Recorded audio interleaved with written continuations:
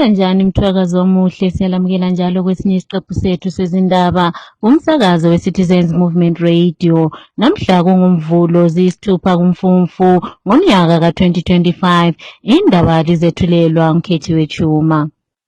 Wesihamba phambili namhlanje uMongameli uChamisa uthi lingesabi lapho elahla amahungahunga afakwa libandla leZANU-PF lokuba useshile ezepolitiki. Umnangagwa akakhetheki kusho uMkhwanazi. Ziyabona izihlahla zeSADC lokho okuveza ukwehluleka kukahulumende kusho uMahere. Nazi indaba zethu ngokugcweleyo.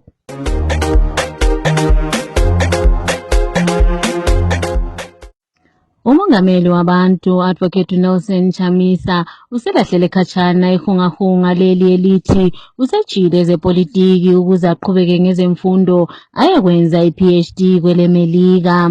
Kunkulumo yakhe ayethule izolo umongameli uChamisa uye waqinisekisa abalandeli bakhe ukuba ulokhu esamile ndawonye kanti njalo usalwela utshintsho iloba kulobunzima.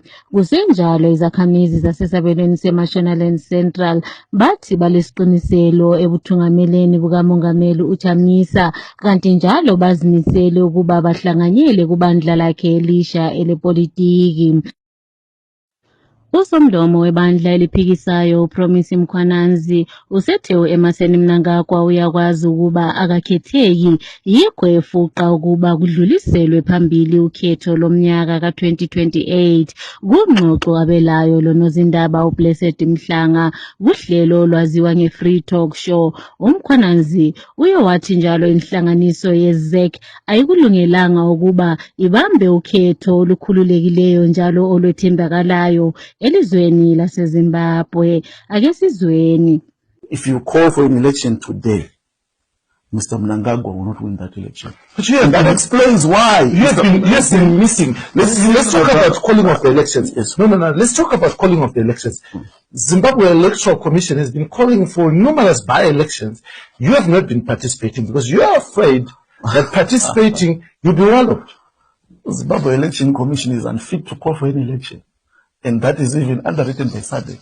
It is a body of criminal elements led by that lady. They have no credibility whatsoever to conduct an election in this country. What have they done about the SADC recommendations for free and fair elections in Zimbabwe? Nothing. What have they done to clarify all the accusations against them from the 2023 elections? Nothing. What have they done to announce the official figures of the presidential election of 2023? What have you done to make them do that? Because they are a constitutional body.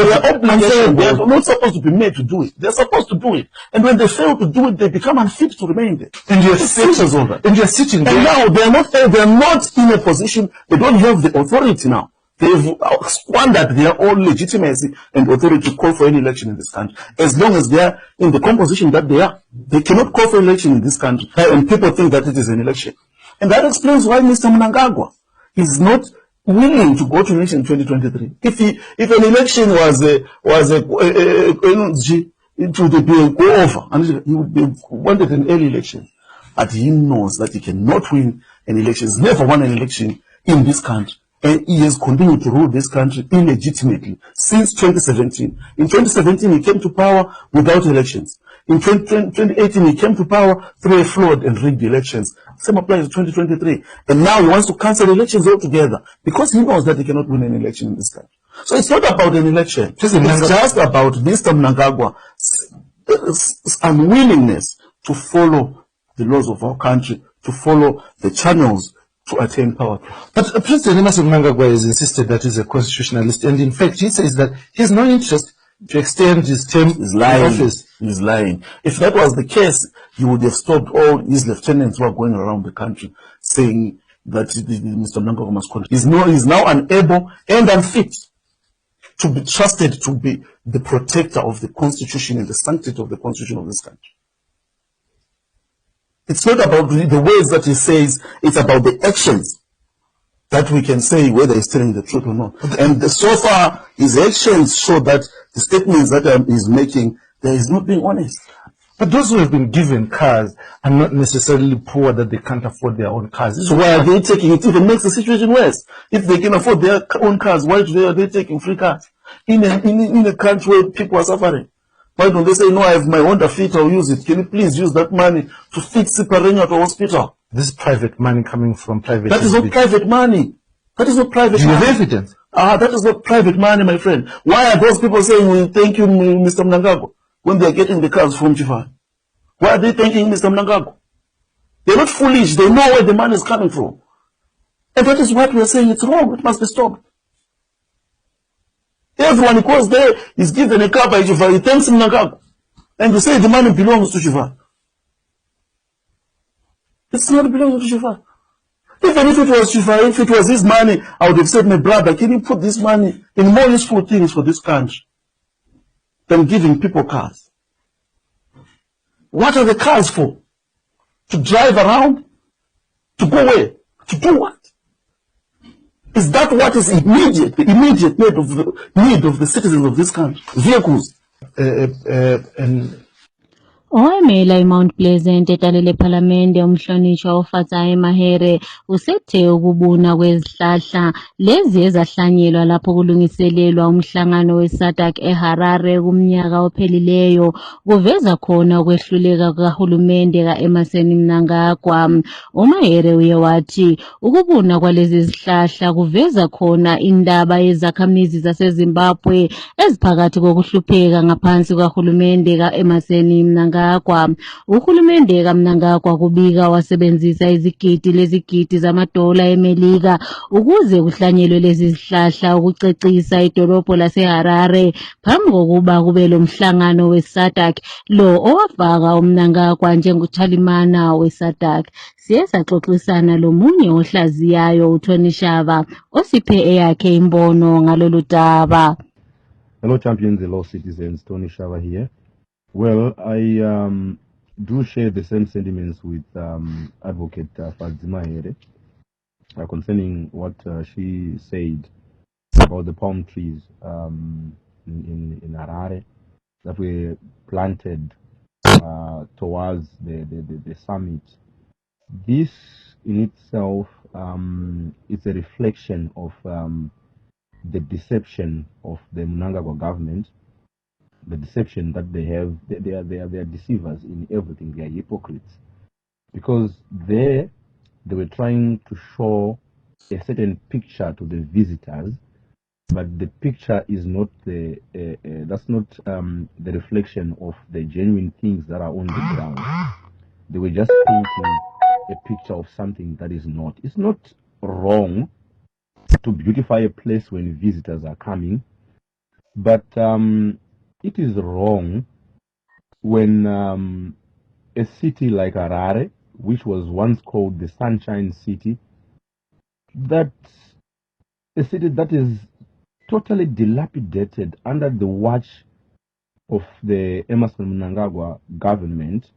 You know, they say that the city is run by the opposition councils, but do we still have any opposition to talk about?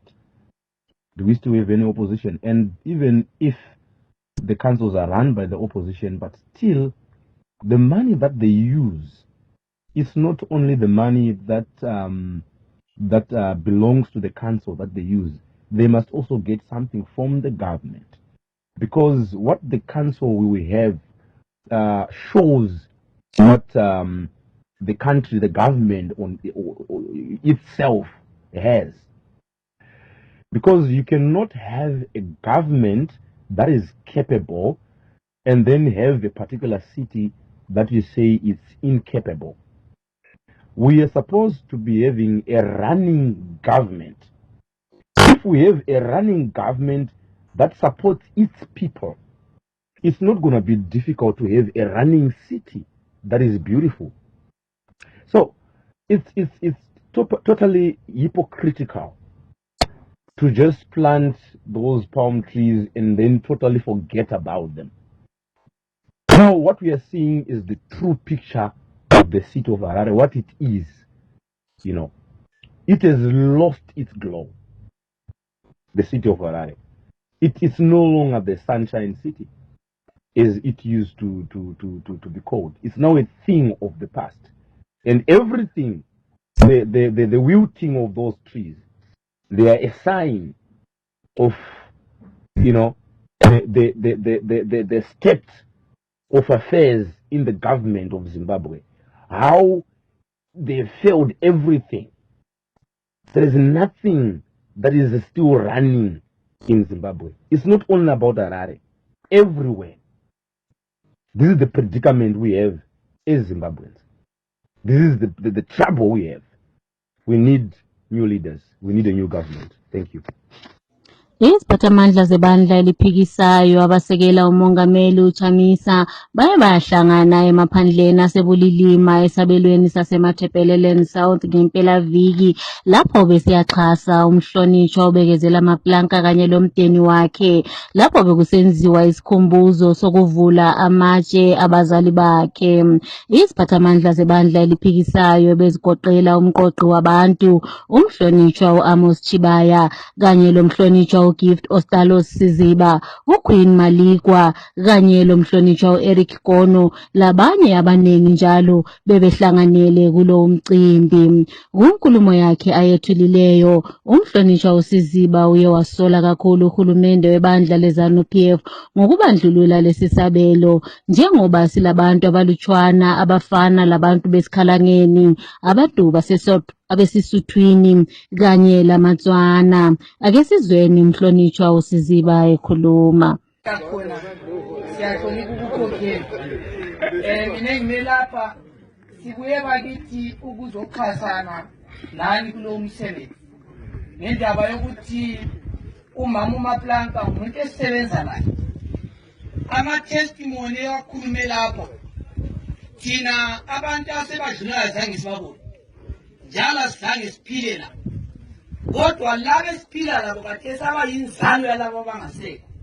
Imisebenzi yabiyakhuluma through umama uMaplanka. Ngoba thina umama uMaplanka uyasitshengisa indaba yothando. So that is ukuthi is she a pretender or a genuine love? So namuhla you have confirmed and affirmed what we see. Ukuthi imuli leyi yakhulisa abantu ngothando. Enxa ukuthi singayenza konke sikuthile sikwenzayo bakithi kulama risk amaningi kakhulu. Umsebenzi esiwenzayo somsebenzi olula. Kodwa lo msebenzi okwenza ukuthi sime lapha esikhona lisibona sonke sinje so. Into esibambanisayo aso church. Ngoba abanye ngabe SDA, abanye ngabe FM, abanye ngabe wapusa. Abanye basapoti Arsenal, abanye basapoti Dimare, thina singabe Highlanders. Kodwa ukusibambanisayo luthando lelizwe. Yikho elisifundise khona bakithi siyalifunda kini i-testimony akade ephuma lapha ayibufakazi. Ubaba uChamisa sisenza umkhankaso ngomnyaka odlulileyo. Wabona uthando lolo abanye thina singabaliboni. Wasuka all the way sasile rally eMzarabani. From Mzarabani drive ubusuku bonke sisiya phansi le ebulilini. Ethena mfuna ukuyagqoka khona ukuze ngisupporte lo mama ngokuthando alwalo lelizwe lakhe. So yikho libona sisukumela lapha sonke sidonswe luthando. Ngoba inhlanganiso yethu ibanjaniswa luthando lokuthi iZimbabwe ikwanisa ukusebenzela wonke umuntu wethu ngale noma ungale. Thina okusibambanisayo ukuthi sonke sikwanisa ukuphila kuhle. Yikho sikulandileyo. Ngiyabonga nabisela kubasasebenzi. Izakhamizi sezikhuthazwe ukuba zithathe amanyathelo kusasemasinya ukuvimba icebo lika-Emmerson Mnangagwa lokuba angezelele isikhathi sakhe sokuba sembusweni kuze kwedlule umnyaka ka-2028. Lokhu kuye kwashiwo ngesinye isiphathamandla sebandla eliphikisayo uSenator uJemerson Thimba. Ephosela emakhasini akhe okuxhumana, ubaba uThimba uye waxwayisa izakhamizi ukuba kufana lokuzibulala ukuvumela uEmmerson Mnangagwa ukuba ephule isisekelo sombuso ukuze yena ahlale esembusweni. Uye waxwayisa ukuba uMnangagwa nxa engaphumelela engezelele isikhathi sakhe uza kuqhubeka ephilisa abantu nzima. Sekulokukhala emphakathini ngemva kokuba uRobert Mugabe Jr. indodana kalo wayebusa ngidlakela kubandla leZANU-PF ephiwe isibambiso $300 edoleni leMelika ngoLwesihlanu lapho etholakale lezidakamizwa. Olwela amalungelo abantu Robson Chere uye wathi kulomthetho osebenza kumalunga ebandla leZANU-PF kube lo mthetho njalo osebenza kubantukazana baseZimbabwe abancishwa isibambiso ikakhulu loba benze amacala amancane. Ake sizweni uChere ekhuluma. The release of Robert Mugabe Jr. is a testimony that our judiciary system is captured, like as we always do. They see those who are politically connected, they just try to arrest them to cover up and release them, which we can term as a catch and release. We can see that most of the activists who are arrested mainly on baseless charges. They are denied bail at the magistrate courts only to appeal after appeal at High Court after spending so many years, so many time in prison. Myself, I spent 35 days in a remand prison with other pro-activists. Job Scala spent almost over a year in prison, but we see people committing high crimes, like the Robert Mugabe Jr. was found in possession of crack and cocaine. Also, we have seen Priska Mfumira, who was even charged with corruption involving millions of dollars. But all these people were Jena, to mention they were Jena, because they are connected to ZANU-PF big fishes. They just apply a catch and release. But that's what's not the judicial system should work. So we really encourage citizens to put pressure so that there can be an independence between the judiciary and the executive, so that even those who are politically connected, if they commit crimes, they must face justice instead of trying to fool people by arresting them but releasing them. Kulezigebenga ezine ezidutshulwe ezabulawa okugoqelwa izizalwane ezimbili zase-South Africa ezibuliwe ngamapholisa lapho bebedubulana lamapholisa duze laseNorton ngoLwesihlanu. Kulimele amalunga amabili awe-CID homicide abasesibhedlela lapho abelatshwa khona. Amapholisa athi leli qula licatshangelwa ukuba lisuke kwele-South Africa lilande ukuzokwenza ubugebengu kobulawayo eHarare kanye laseKwekwe. Imoto abebeyisebenzisa iToyota Xshio, impompo embili kanye lempahla zokugqoka. Lokho kucatshangelwa ukuba bebekusebenzisa ebugebengeni obebenza eHarare kuye kwatholakala endaweni lapho abadutshulelwe khona. Amapholisa aseyawathembisa ukuba azakuqhubeka elwisana lobugebengu. Osibalukhulu waseFrance Sebastian Lecornu uphumile esikhundleni sakhe namhlanje ekuseni ngemva kwamahola ambalwa ememezele ikhabhinethi azakusebenza layo. Isikhathi sakhe ebambe intambo asithathanga inyanga eyodwa, kanti njalo uye waphuma masinya. Lokho sekuzakwenza udubo lwezepolitiki kwele France liqhubekele phambili. Umongameli Emmanuel Macron ubefake uLecornu emzameni yakhe yokubisa ukuthula ngemva kokhetho, kodwa kusuka kwakhe esikhundleni sokuchiye kungabi lokwazi ukuba kuza kwenzakalani kwezepolitiki kulelo lizwe. Ngesikhangele kwezemidlalo, umqeqeshi weNgezi Platinum njalo engumsekeli kamqeqeshi weqembu lesizwe uTekshua Chiragwi usesole kakhulu ngabalandeli benguqu ngemva kokutshengisela isimilo esingaqondanga enkundleni yeRufaro ngomgqibelo emidlalweni abebelawo leDynamos. uChiragwi wabonakala kukhamera eshaya omunye wabadlali uMcDonald Makuwe. Inhlanganiso yePremier Soccer League siye yakhupha inkulumo isola izenzo zikaChiragwi, kanti njalo bathi baza kuqala ukuphenyisisa ngalolu daba.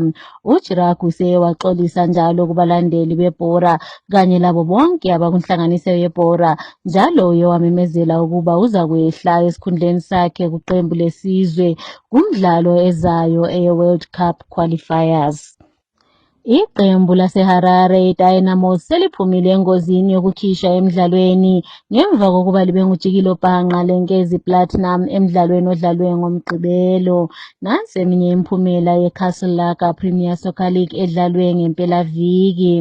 Chicken Inn 0, Scotland 1, Manica Diamonds 0, Triangle 2, Tel 1-3, Kwekwe United 1, Simba Boras 0, Caps United 1, Moss 1, Green Fuel 0, ZPC Kariba 2, Pikita Minerals 0, Herentals 0, Highlanders 0, FC Platinum 0, Yada 0.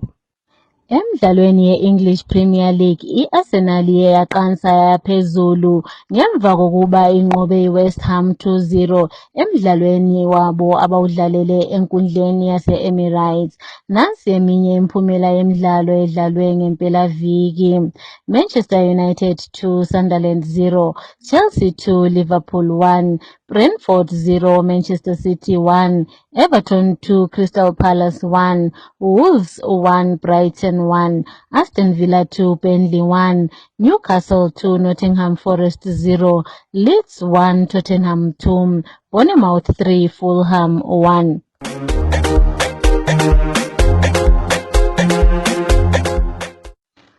Ukuziphetha lezi indaba kumsakazo weCitizens Movement Radio nanze besihamba phambili. Umongameli uChamisa uthi lingesabi lapho elahla ihungahunga elenziwa libandla leZANU-PF ukuba useshile zepolitiki. Umnangagwa akakhetheki kusho uMkhwananzi. Izihlahla ezibunayo zeSADC ziveza khona ukwehluleka kukahulumende kusho uMahere. Siziphetha lapha lezi indaba.